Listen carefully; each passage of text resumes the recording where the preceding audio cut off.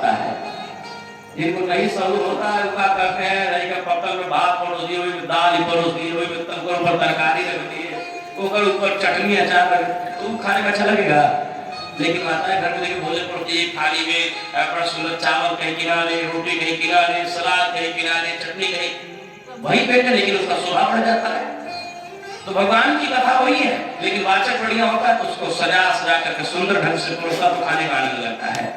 लेकिन वही तरह कई लोग इसे मिला दाल भात सब एक साथ देते हैं, जाना तो पेट में ही है, खाओ ऐसे। तो सोचा कि भाई पुराण तो हमने बनाया है लेकिन वाचक बढ़िया होना चाहिए, और ऐसा होना चाहिए कि जो इसकी महिमा को बखूबी जानता हो और इस चरित्र को संवार करके सजा करके लोगों को सुनाए।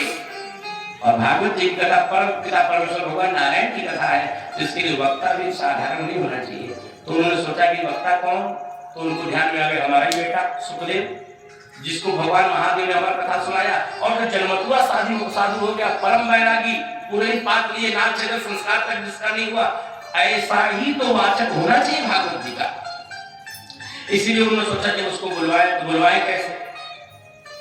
तो लगे सोचने, फिर विचार बनाया क्या इनके गांव के बच्चे लोग गाय चलाने जाया करते थे वृंदावन में, तो बच्चों को बुलवाए और बुलवा करके भागवत जी के दसम स्कंद से बड़ा सुंदर श्लोक लिखा, और श्लोक लिख करके उन बच्चों को रटा दिया। और बच्चों को रटाया, रटा करके बोला बच्चों ये श्लोक लो, रटो, याद करो और जा करके जंगल में इस श्लोक का गान करना। तो बच्चे लोग श्लोक लिख लिए, याद कर लिए, याद कर जंगल में गए और जा करके गा रहे हैं। तो एक ने बोला बरहा पीड़म नटवरवपुः कर्णयो कर्णिकारं बिभ्रदवासं कनककपिशं वैजयन्तीं चमाला रन्ध्रारेणु अधरसुधया पूरयन् गोपवृन्दैः वृन्दारण्यं स्वपदरमणं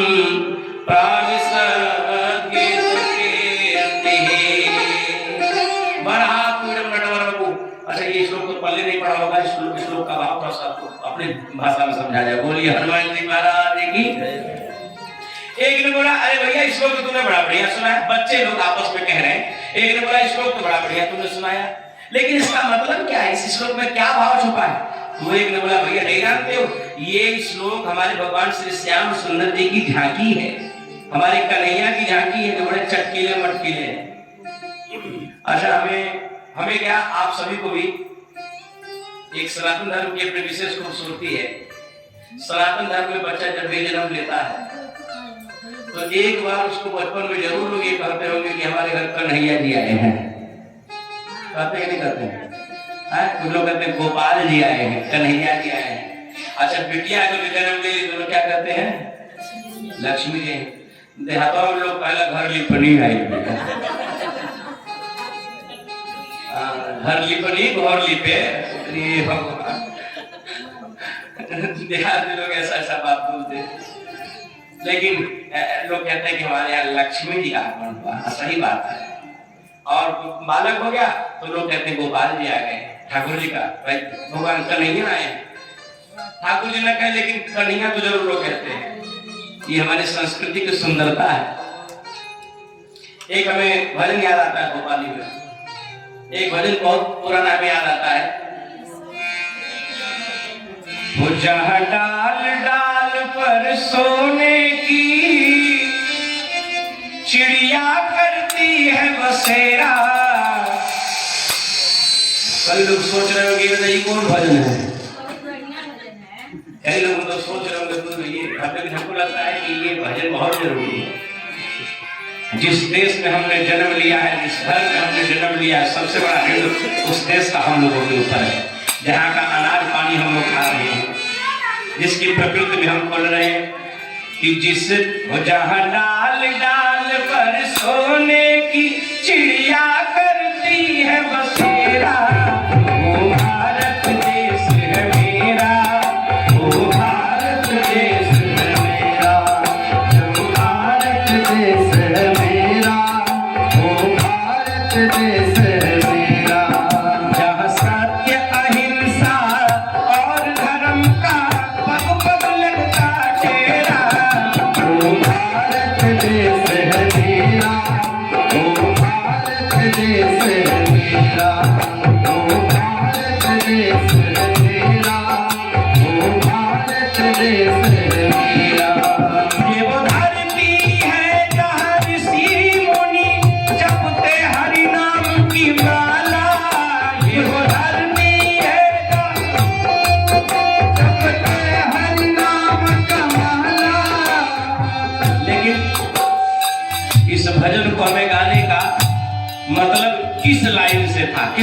से जो गाने जा रहा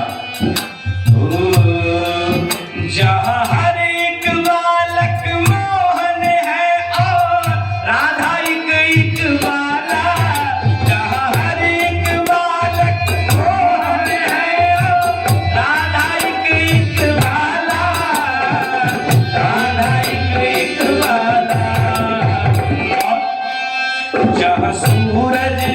जहाँ सूर्य निकल कर आसमान में डाले अपना डेरा, ओ भारत देश मेरा, ओ भारत देश मेरा, ओ भारत देश मेरा, ओ भारत देश मेरा। बोले वृंदावन बिहारी लाल की।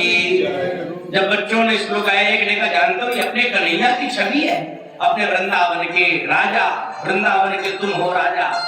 मोर मुकुट धारण किए हुए, गले में वैजयंती की माला, 7 वर्ष की उम्र कन्हैया की, नटों में वर सुंदर, बाल बालों में सबसे अलग, नासाग्रे मोती झलक रही, वेणु का निनाद करते हुए, छोटे छोटे ग्वाल बाल और छोटे छोटे बछड़े और बच्चियों के मध्य सुंदर सा दिव्य रूप सुशोभित करते हुए अपने छोटे छोटे पैरों से वृंदारण्यम, वेणु का निनाद करते हुए वृंदारण्यम, वृंदावन में प्रवेश पा रहे हैं। स्वपदरवनम प्रास गीत कीर्ति, गान बजान करते हुए, मुरली बजाते हुए भगवान वृंदावन में प्रवेश पा रहे। इतने चटकीले मटकीले, इतने दिव्य सुंदर कि देखने के बाद जो है कि सो मन रीझ जाए, ऐसा दिव्य रूप।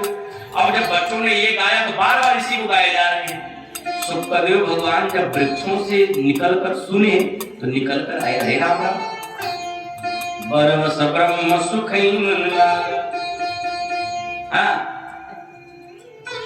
सुखदेव भगवान निर्गुण ब्रह्म के उपासक थे, लेकिन आज जब सगुण वाले का रूप सुना तो दीवाने हो गए। भाई रूप तो बड़ा सुंदर है इसका। निकलकर बच्चों के साथ नाचने लगे, लेकिन जब शाम हुआ बच्चे घर जाने लगे, उनके साथ आ रहे थे, फिर अचानक से ऐसा हो गया और सोचने लगे कोई जरूरी नहीं कि जिसका रूप सुंदर हो उसका स्वभाव भी सुंदर हो। रूप तो बड़ा चटकीला मटकीला सुंदर है, हम भगवान भगवान कहते हुए, ठाकुर जी कहते हुए चले जाएं और ये हमको अपना बनाए ही नहीं, तो फिर ऐसे सुंदरता का क्या मतलब? अरे रूप का सुंदरता होना का क्या मतलब है? जब तक कि व्यक्ति स्वभाव का सुंदर न हो। हम लोग प्राय अपने स्वरूप को खूब सजाते हैं, खूब डेंटिंग पेंटिंग करते हैं, करिए कोई बात नहीं है, लेकिन हम लोगों को चाहिए कि हम जितना अपने स्वरूप को सजाते हैं, थोड़ा कभी कभी अवसर मिले तो अपने स्वभाव को भी सुधारने का प्रयास करें, स्वभाव की भी समीक्षा कर लें कि हम कैसे हैं। रूप पर तो बड़ा ये तो 2 दिन के लिए, जब तक जवानी है तब तक है। जैसे ही उम्र समाप्त हुआ, सुंदर लगने वाला चेहरा बिल्कुल बेकार हो जाता है। इसलिए आदमी को, अरे जिसका जो चेहरे का सुंदर है वो कुछ दिन का, लेकिन जिसका गुण सुंदर है, जिसका स्वभाव सुंदर है, जब तक शरीर में प्राण है तब तक बहुत सुंदर बना रहता है। इसलिए आदमी को चाहिए कि चेहरे पर थोड़ा सा डेंटिंग पेंटिंग कम भी होगी तो चलेगा, लेकिन आदमी को जो है कि सबने स्वभाव का हमेशा सुधार करना चाहिए। बोली हनुमान जी महाराज की। बच्चे लोग जब गांव गए, गांव जाने के बाद वेद व्यास जी सभी को बुलवाए और बुलवा करके पूछने लगा, तुम्हें बात बताओ, तुम लोग वन में गए थे, क्या हुआ? एक ने बोला, अरे महाराज बड़ा विचित्र घटना घटी। क्या? आपके बताए हुए इस श्लोक को हम लोग गा रहे थे, नाच रहे थे, बड़े आनंदित थे, एक बालक निकला, बिल्कुल नग्न अवस्था, 12 वर्ष की रहे, 12 वर्ष की वह निकला, हम लोगों के साथ नाचने गाने लगा, लंबी लंबी उसकी जटाएं, बिल्कुल दिगंबर महात्मा मगन होकर नाचने लगा। वेद व्यास जी बोले, और क्या हुआ? बोला, महाराज हम लोग आ रहे थे तो वे हम लोगों के साथ आ भी आए थे, लेकिन न जाने उनके मन में क्या हुआ और वे वहीं से लौट गए। वेद व्यास जी समझ गए, यानी कि हमने जो बेड़ी दिया है वो बूटी काम कर रही है, जो बूटी हमने दे दिया वो काम कर रही है। अगले दिन उन्होंने क्या किया, भागवत जी के बाद 10वें स्कंद से एक और श्लोक लिख करके दिया, और उस श्लोक में क्या था? बोला, पहले वाले श्लोक में भगवान के स्वरूप का वर्णन था और दूसरे वाले श्लोक में भगवान के स्वभाव का वर्णन था।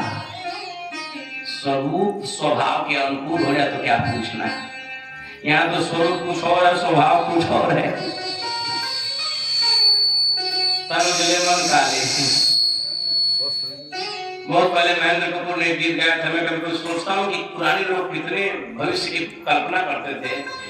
रामचंद्र कहे सिया से ऐसा कलयुग आएगा, हंस चुनेगा दाना दुल का कौआ मोती, मंदिर सोना सोना होगा भरी रहेंगी मधुशाला।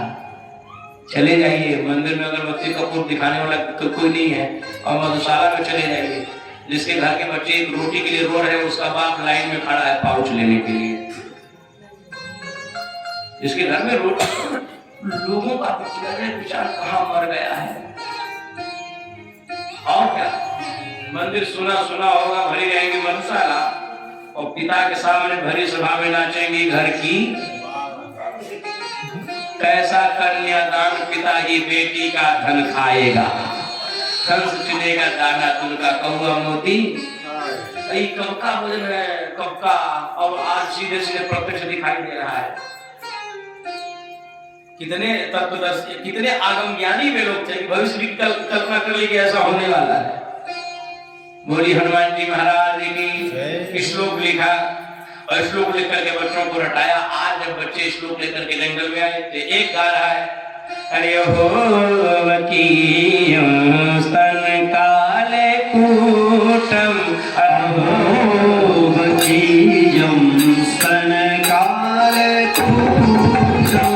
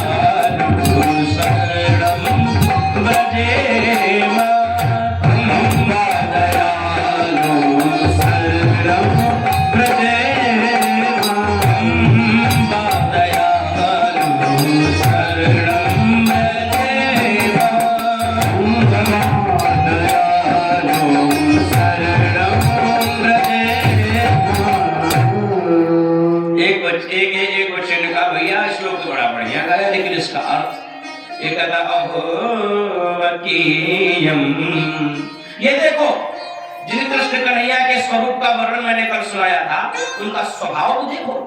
6 दिन के कृष्ण कन्हैया है, पालने में बड़े हुए हैं, और इतने में पूतना मासी बकासुर की बहन बकी, बकासुर की बहन बकी पूतना अपने स्तनों में जिघांसया पायदा के साथ भी अपने स्तनों में जहर मिलाकर भगवान को पिलाकर मारने की इच्छा से आई है। 6 दिन के कृष्ण कन्हैया के जिघान से मारने की इच्छा से, लेकिन भगवान क्या करते हैं,